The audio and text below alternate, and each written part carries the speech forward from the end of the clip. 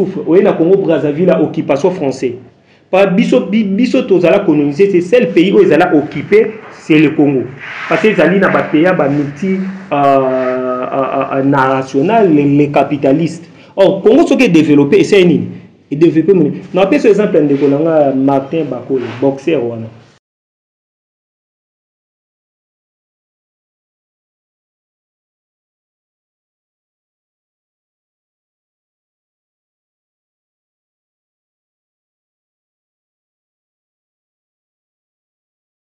Congolais mon côté à partager le baquet. Ok, ndeko na bundé li famille n'était. Babi botu azu pour na drapeau. Toko exemple nanga. Premier archéologue a mis comme tata Kimbangu officiellement ou administrativement dans le gouvernement égyptien. Est-ce que yo mona congolais moko andimi toi yambi yango tout ça au gouvernement? Qu'est-ce que vous attendez quoi? Natangi maître Gims. Le lo was ambassadeur. Biso ba pesa biso ba passeport diplomatique pour to panza sango. O maître Gims on ça là. On les ba congolais ba appuyer ba ko na bango susu ko koma mais maître Gims à côté na no lingomba ba pa ya islam. Ko ça boko na biso te. Mais tant que ko pa na bia loranga biloko lo binangeza solo mona mai na oni atango. On ba bilamba mais bato musu bazo financer ba cathédrale ya nene. Ba chapelle cathédrale wana etira otanisa bato te e obimiselo ko moko te et tout ça ngunza kalozeko. Ngunza kalozeko. Bopesi Branham te musolo bio poni ni bopesi Jésus te musolo poni mais bato wana na bamboka na bango bakangaka bakoko na biso na esclavagisme. Vieux prisonnier du monde, c'est lui 30 ans. 30 ans prison, 120 fouets matin, midi, soir. Bakene na Katanga, bata la cellule la banda ovanda. Okita, Omata, Ligolo, P, C, ya Simon Kimbangu. Malgré basali ba mokoto eleki à Weston, mais Ewoliama. Parce que tambola na mendeli kintambi oza pété. Et quand tu as été zoki makile bimi elia mate parce que toza banzambe nzamba kelaki biso poto kufata quoi ba renouveler ki biso donc tata Kimbangu alakisa ki biso nyonso 30 ezaki ya pamba te ba créer basali architecture ya mokili lubumba ntia beto bo trahir Congo te bo yeba likambo ya koza c'est les plans techniques bo na osala bo c'est les plans d'invention bo osala na pouvoir scientifique c'est les plans spirituels. Ba rebelle ba kobima ebele bana bo bana okindeli banda mama Tiffany yoso ebe onte ba benyo professeur Mbanda Sanda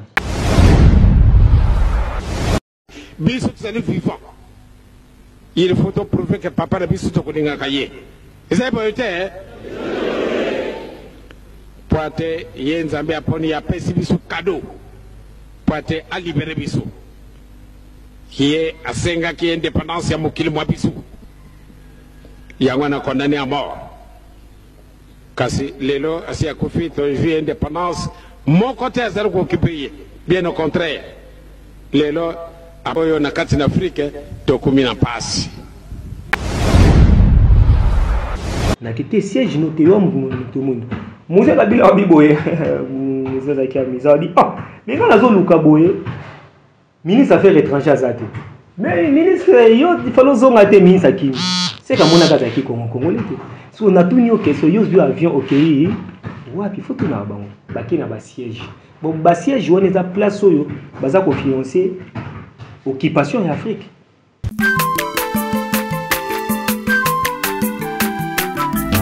Azamwana motote po akosangai. Abongwani pete po awangana. Nzambe ya le Nazarien. Le Nazarien, le Nazarien, le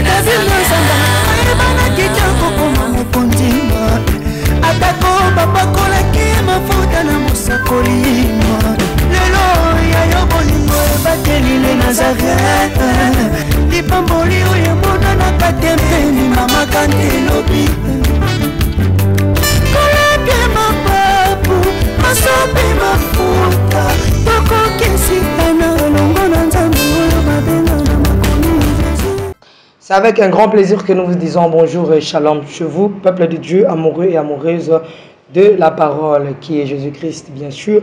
Maman Tiffany Mokwa, dans vos maisons, partout où vous êtes en ce moment, on est ensemble, il n'y a pas de souci, Christ reste le même. Avant de vous présenter mon invité spécial du jour qui est déjà sur ce plateau, demandez à la régie de nous balancer un cantique pour la gloire de notre Seigneur.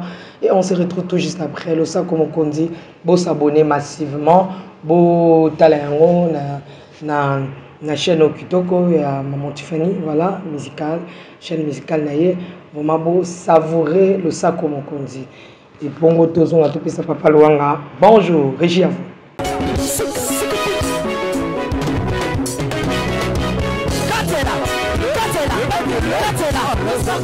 Allez, Katela,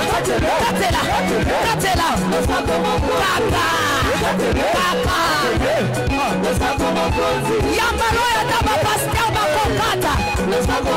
Allez, Katela,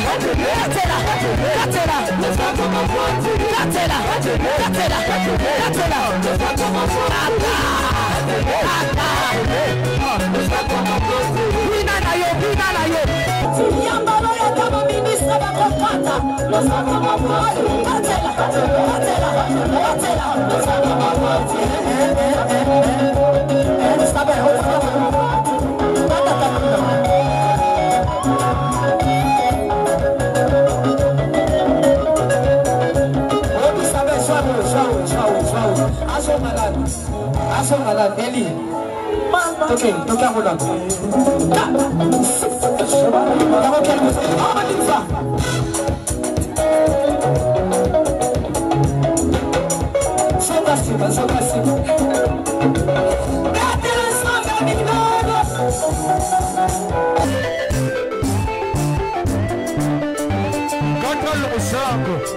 Nazo katela nzambe le sako na sesiko. Nazo katela le sako siko kuna. Nalingi na katela nzambe le sako. Le sako awa. Aniva. Allez, katela. Allez, tozozonga siko, tozozonga. Tikela katela.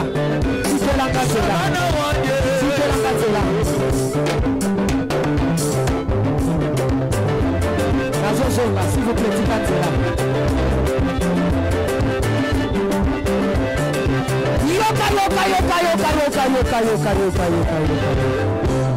Olingi Lipal, Olingi Kopot, Olingi Mosala, Bona Nini.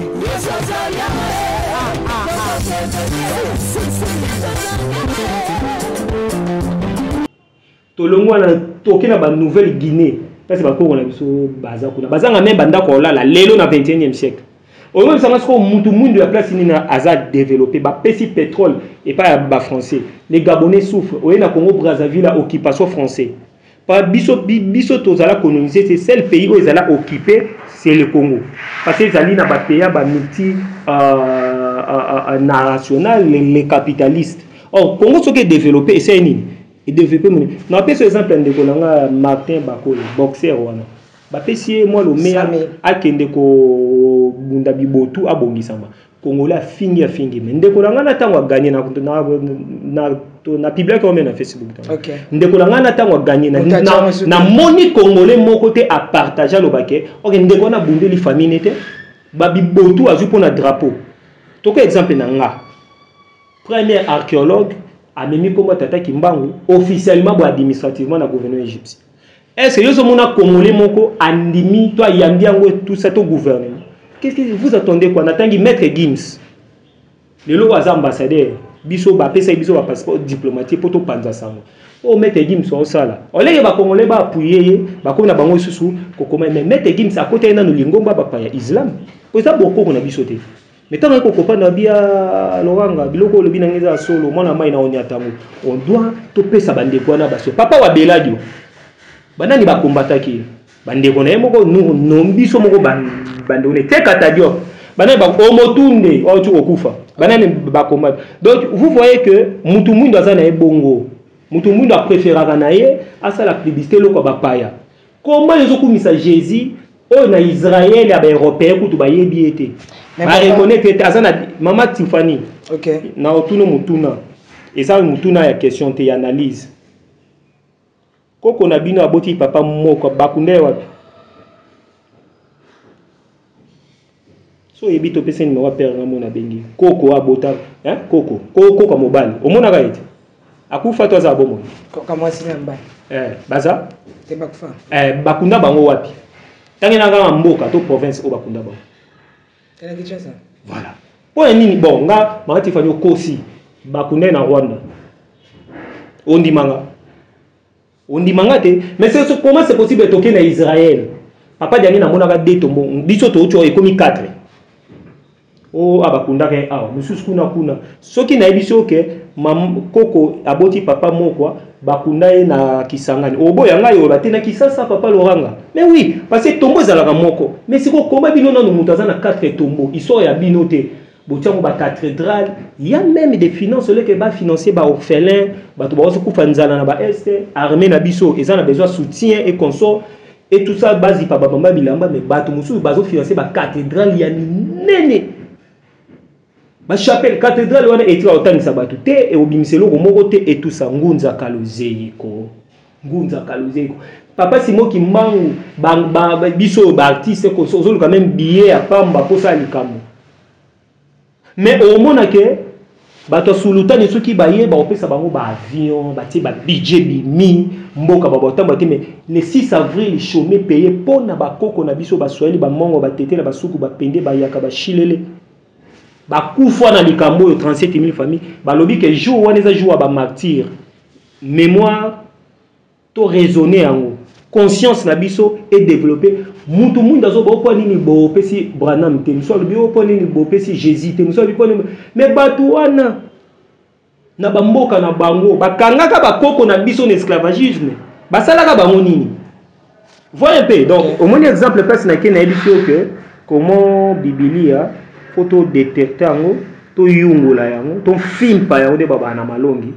Soit na motuna na ngeza lipona nini papa Simo Kimbangu de son vivant pona kolongola psona ba alobaki biloko tuna bikati na tengi mamba alobaki na répondre mais ce qu'on a tuni yango motuna na ngeza pona ye moka yingola ki yango te sima ko yingola azungisela moyibi eloko na ye mais ça la ki yango e bon 30 ans ni maman Matifani vieux prisonnier du monde c'est lui 30 ans 30 ans prison, 120 fouets matin, midi, soir. Bakene na Katanga, bata la cellule à banda ovanda. So tali cellule o tata ntumwa, ndeba ya ntumwa donc o tata dialunga na bayaki na ntumwa. A prophète ité non.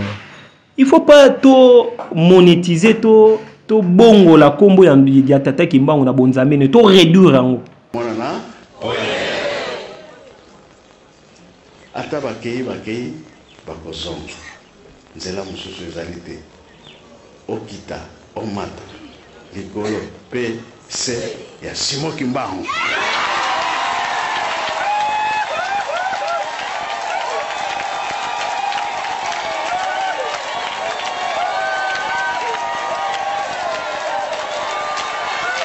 mutu akoka sona olobaki tata Simo Kimbangu nzambe mpu to aza nzambe ewoka musanga.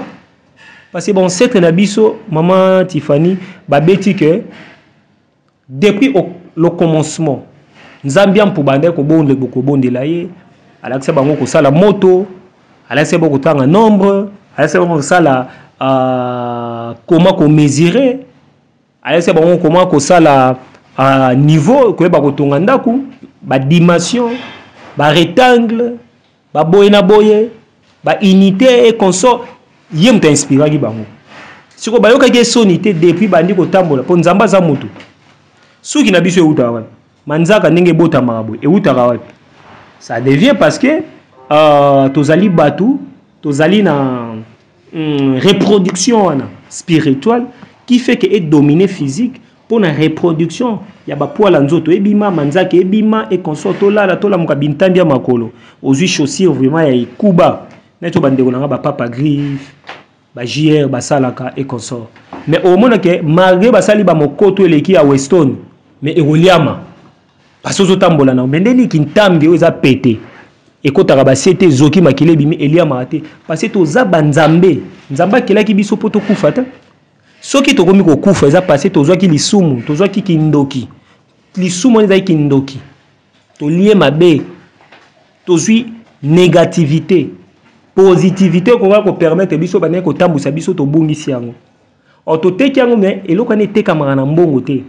Voilà pourquoi ba renouveler ki biso donc tata kimbangu alakisa ki biso nyonso 30 ezaki ya pamba te ba créer ba sali architecture ya mokili lubumba nti ya beto bo trahir Congo te bo yeba likambo yo koza si les plans techniques bo na osala bo si les plans d'invention bo osala na pouvoir scientifique si les plans spirituels ba rebelle ba kobima ebele bana bo bana okende libanda mama Tiffany yoso ebe onte ba benyo prophétie mbanda sanda boko sala boy d'ailleurs kutu ekozala boye ko soki bo monita wana ekomi vamo ekoko ya ba konzebele ba koleka oyo boya kokota oyo kozala boye oyo koyonga ga batu mususu na mal interprétation ba bike balobaki 4 présidents non c'est pas ça ekokoma na 4e génération na 4e génération wana ekobika molimo tata ya koya kokokisa makambo tata akoya kokokisa makambo biso tsali vivant il faut prouver que papa na biso to kolinga kaye ezai boyote poate yenzambe aponi ya pesi biso cadeau poate a libérer biso qui est à senga qui indépendance ya mokili mwa biso yango na condamné à mort kasi lelo asi akufi to vie indépendance mon côté azali ko occupé bien au contraire lelo aboyo na kati na Afrique to kumina pasi surtout ba moni biso tsana biso zoba ba lui était Afrique cette fois-ci aïe aïe et kupanzana mais toka na kuluba nana ndi to kama tabele solution yangu ana to sala bele di kamboboye toka na kuluba yangu nana 30 ans durant et dengene mutasimbi boye 30 ans durant 4 ministres na 4 ngoma na beso sari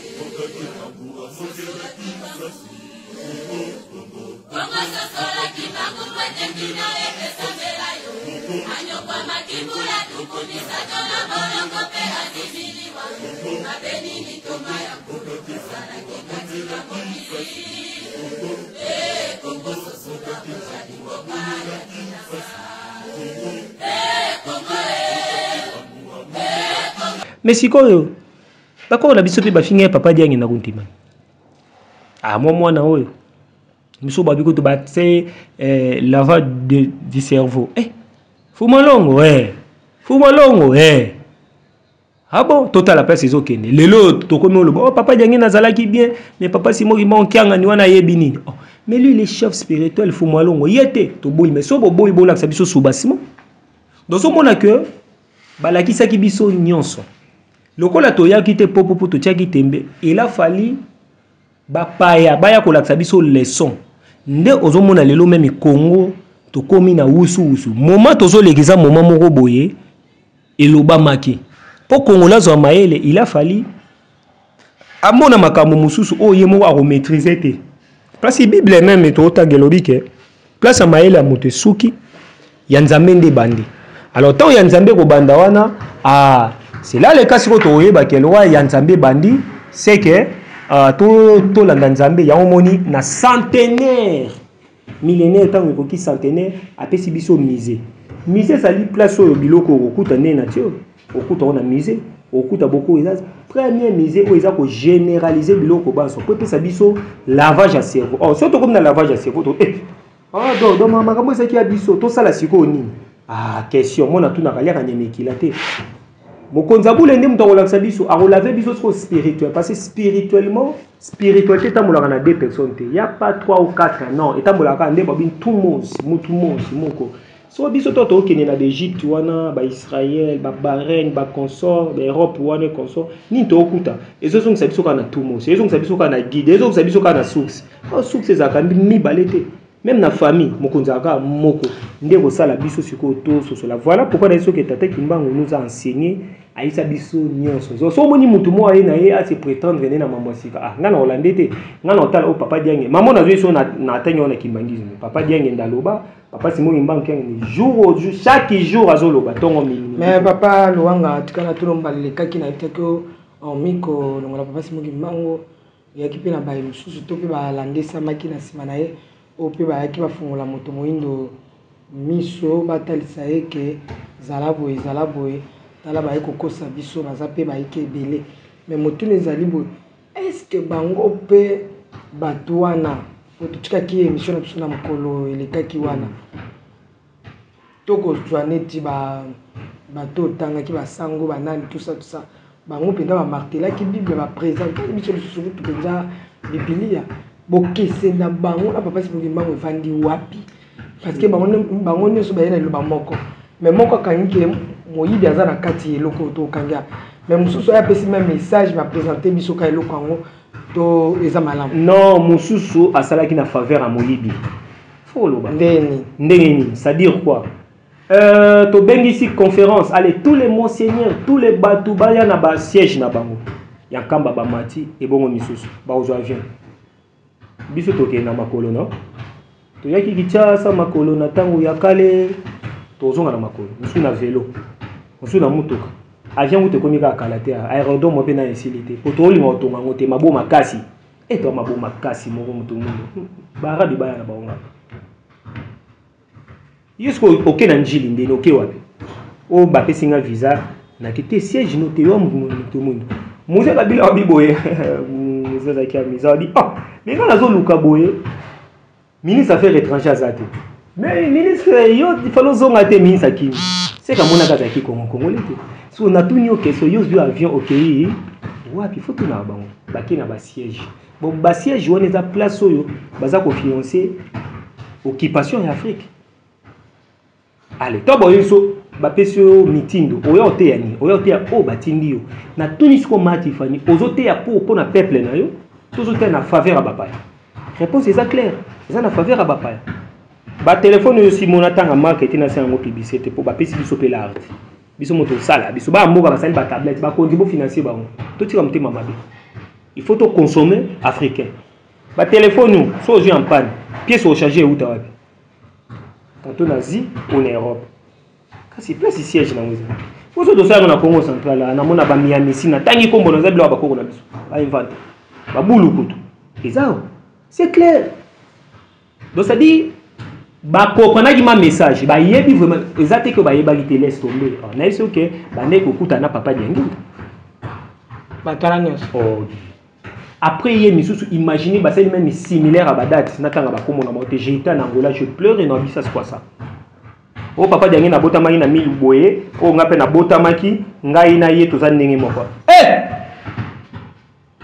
fumo longo bana 8 à 5 à 6 ans babi ba pesa ba papa wana balala mama na bamie ba oteta bandika mama mula tikana na liputa moko balobi ke liputa moko mutaza liputa moko soka sokoli ngo changer ni elo tala pasi wana muto osunga bango te ba viva ba melisa bango ba poison ba lesa bango ba acide ba beta bango ba arme biyo kasika papa marisha mobuto bibino ko kasika papa na ye moko za prophète o bobami mabanga awa ye muto ayebisa kinga na okoma mokonzi na yebisa nga na loba seka okolimbisa ngai Parce que dans Salima Bolobité, a dit qui Mauricio Mobutu, moni cadeau au yondimi démocratie, ça cadeau empoisonné. C'est fini. Peuple a développé pour la belle élection.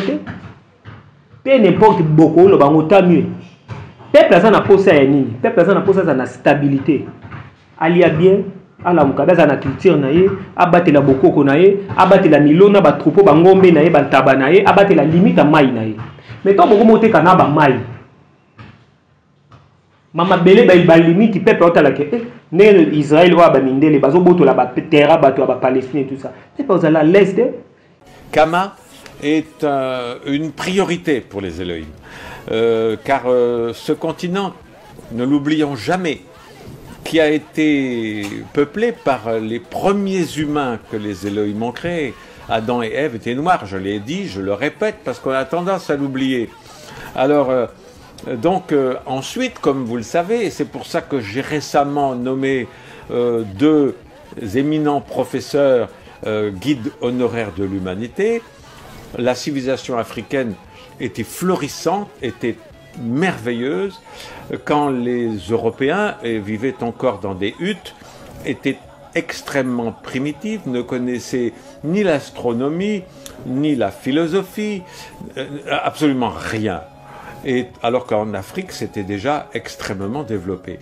Et puis, c'est monté, puisque, comme le disent ces deux éminents professeurs, l'Afrique des pharaons que les Européens ont blanchi tout d'un coup parce que ça leur déplaisait, qu'il y a eu des civilisations avancées qui étaient noires. Ça, c'était insupportable, parce que sinon, ça ne pouvait pas cadrer avec la colonisation et avec l'esclavage. On ne colonise pas des gens qui sont plus avancés que vous. On colonise des gens qui sont un peu des singes, un peu en arrière, un peu... et on esclavagise aussi des gens comme ça, mais pas des gens qui sont plus en avance que vous. De la même façon qu'un des généraux de Napoléon, quand il est arrivé en Chine, quand il est arrivé, ils ont colonisé toute l'Asie, évidemment, l'Inde, puis la Chine, quand ils sont arrivés à Pékin, le Français, persuadé de sa supériorité, comme ils le sont toujours, à Versailles, le plus beau palais du monde, il arrive et il voit le palais d'été de l'empereur de Chine, qui fait ressembler Versailles à une niche à chien, parce que c'est tout petit à côté du palais d'été. Et non seulement extérieurement, mais la beauté, la culture, le raffinement, les écrits, tout ce qui est dedans est tellement plus beau que la culture française qu'il est en colère et qui fait brûler le palais d'été de l'empereur de Chine, qui va brûler pendant des mois tellement il est grand, parce qu'il ne supporte pas. Ils ne peuvent pas coloniser un pays dont la culture est plus belle que la leur. C'est la même chose en Afrique. Vous savez que, comme ces deux professeurs l'ont dit, la civilisation grecque, parce que ça c'est le mythe de la civilisation grecque qui a donné la plus belle civilisation du monde, pas du tout. Il y avait parmi les Grecs des Noirs aussi. Et maintenant, et ces deux professeurs commencent à le dire, tout vient de vous, tout vient de vous. Alors, il faut arrêter, et les Raéliens sont particulièrement responsables d'enlever ce complexe d'infériorité qu'il y a chez les Noirs, de se dire « Ah oui, mais les Blancs ont tout inventé ». C'est pas vrai, c'est faux. Vous avez tout inventé. Les Elohim sont avec vous dans ce combat qui est un combat très long. Vous travaillez pour vos enfants et vos petits-enfants, mais il faut le faire. Parce que de la même façon que vous devez, par respect pour vos arrière-arrière-grands-parents qui ont été massacrés et esclavagisés, abandonner les religions occidentales, la langue occidentale. Je vous parle en français, j'espère que dans le futur, je pourrai vous parler en anglais. Pourquoi ?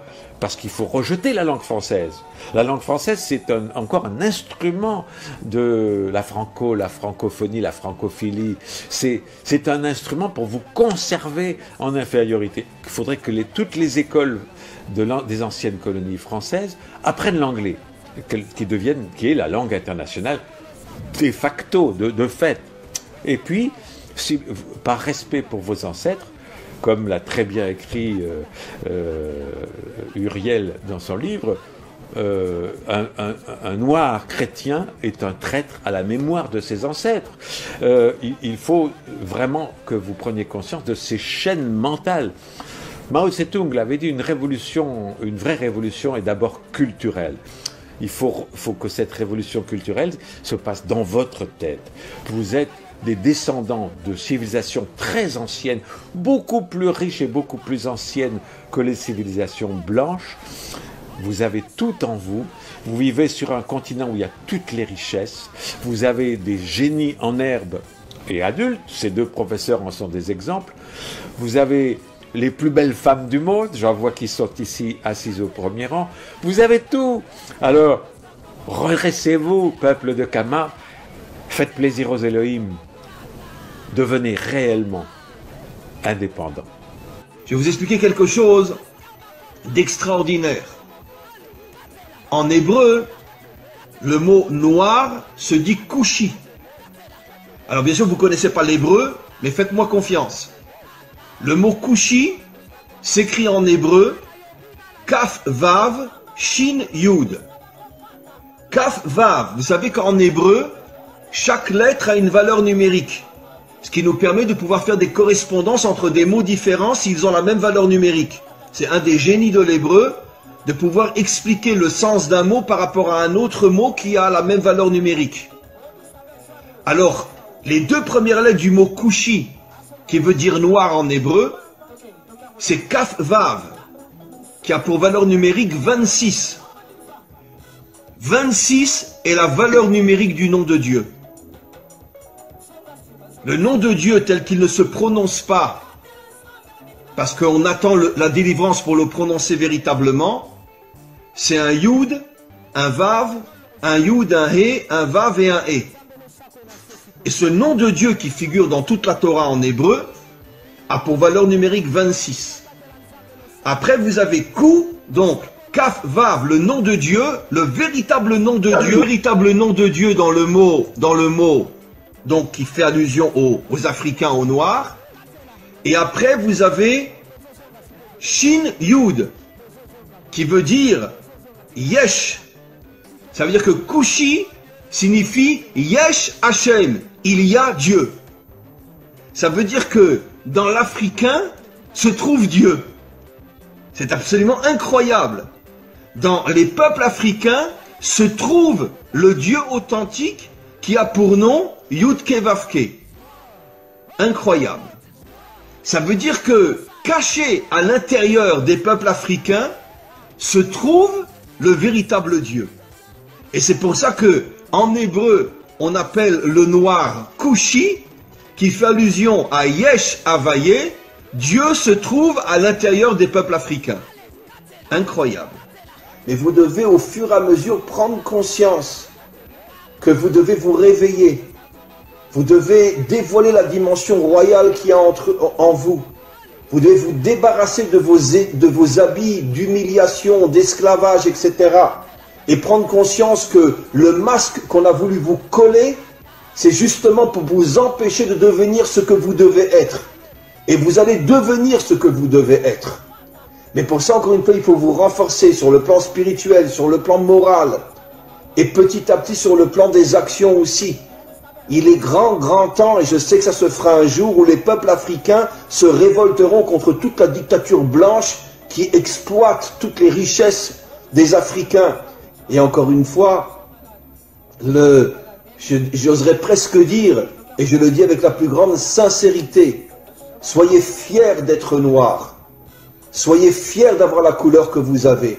Parce que cette couleur qui est inscrite sur votre peau témoigne du fait que vous avez été choisi par le maître du monde pour dévoiler sa royauté dans le monde, comme je l'ai expliqué, puisque le noir est la couleur de la royauté d'Hachem. Donc, arrêtez d'être meurtris ou d'être humiliés par tous ces racistes qui vous considèrent comme je ne sais quoi, comme ils considèrent les juifs d'ailleurs. Et dites-vous, c'est le contraire. C'est justement parce que je suis un roi que tu veux faire de moi un esclave. Mais un jour viendra où vous comprendrez, vous les autres peuples, quelle est notre mission, quelle est notre grandeur, quelle est notre force. Et un jour viendra, on réussira tous ensemble, avec l'aide du Maître du monde, à dévoiler sa royauté sur terre. Be'ezrat Hashem, c'est-à-dire en hébreu, avec l'aide du Maître du monde. les plus grandes guerres, les plus grands massacres, dans toute l'histoire humaine, c'est le monde occidental. Pas le monde occidental uniquement moderne, bien que le monde occidental moderne, entre la Première Guerre mondiale et la Deuxième Guerre mondiale, sont morts 70 millions de personnes. En 40 ans, 70 millions. Pas en 40 ans de guerre, mais il y a eu la Première Guerre mondiale qui a duré 4 ans, la Deuxième Guerre mondiale qui a duré 4-5 ans. Entre les deux, il y a eu à peu près 20 ans, donc en 30 ans, 70 millions de morts. En 2 guerres qui à elles deux ont duré 8-9 ans. 70 millions de morts, sans compter tout ce qui s'est passé avant. Les croisades, l'Inquisition, la guerre de 100 ans, etc. Donc ce sont vraiment des gens qui vivent, comme on l'a vu précisément dans la paracha de la semaine dernière. Yitzhak, quand il bénit Esav, il lui dit, tu vivras, Bechar Becha Tirié, tu vivras avec ton épée à la main. L'Occident, c'est un peuple guerrier. D'ailleurs, j'expliquerai ce soir dans un autre cours qui sera aussi sur mon site, qu'en vérité, c'est la raison pour laquelle le monde occidental a adopté la religion chrétienne qui ne parle que d'amour et de bonté pour se créer une vitrine et cacher son véritable caractère. Parce que justement, le monde occidental est tellement violent, il est tellement assassin et meurtrier, qu'ils ont eu besoin de se créer une religion qui va nous faire croire tout le contraire de ce qu'ils sont véritablement sur le terrain. Bien sûr, je ne parle pas de tel ou tel citoyen, je parle des dirigeants et je parle malheureusement des peuples qui sont exploités et qui sont soumis et qui sont obligés de suivre leurs dirigeants.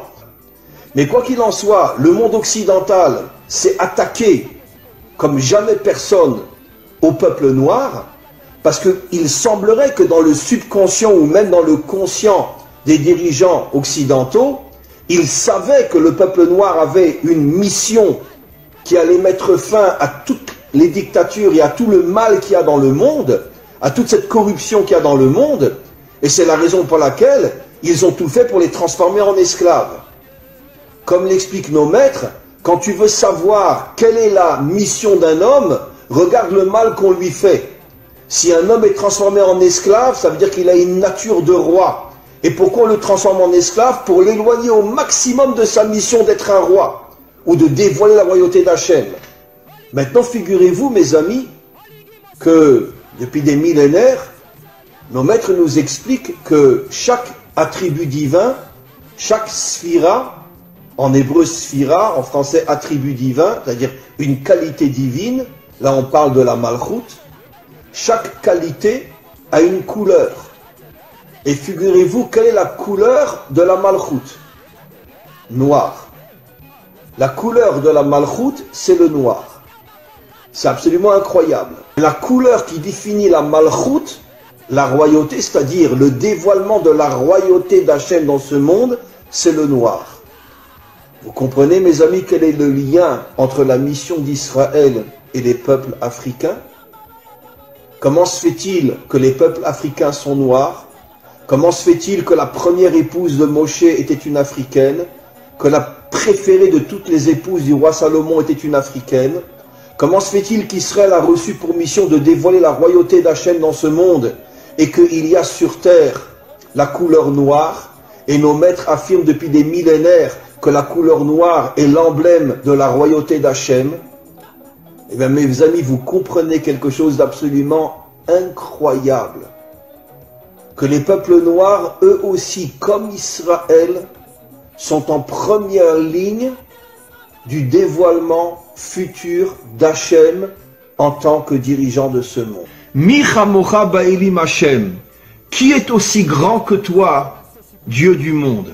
C'est lui qui a dit ce verset-là. C'est-à-dire, c'est lui qui a reconnu la grandeur de Dieu. Et nos maîtres nous disent que cela fait allusion à la délivrance finale, où toutes les nations reviendront vers Dieu et diront « Qui est puissant comme toi, maître du monde ?» Mais moi, ce que je rajoute, c'est qui a dit ça? Qui est le modèle de la délivrance finale au niveau des nations? C'est Pharaon. Et nos maîtres nous disent Pharaon était un Africain, un Noir. Ça veut dire que la Torah nous révèle il y a des millénaires que le modèle, que le phare du retour des nations à Dieu, le Dieu authentique, ce sera un Africain ou les Africains et non les Blancs, non les Occidentaux. Après, tout le monde suivra, les Asiatiques, les Occidentaux, tout le monde suivra. Mais c'est Pharaon qui a dit, qui est comme toi, Dieu, créateur du monde.